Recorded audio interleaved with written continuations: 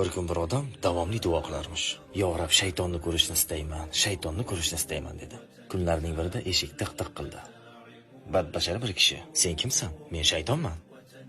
Buni eshitgandan keyin shaytonni bir shappa turdi. Shayton ko'zlarini shunday ushlab unga aytdiki: "Seni 100 yillik umring borligini bilmasaydim, senga nimalar qilardim?" U odam aytdi: "Nima? 100 yillik umrim bormi?"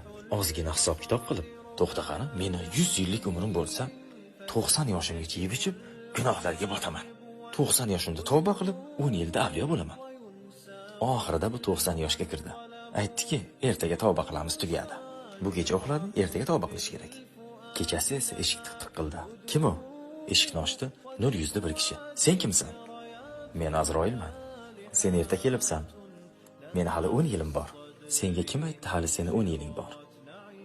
Shart jonini oldi. Shayton bizni shunday aldaydi.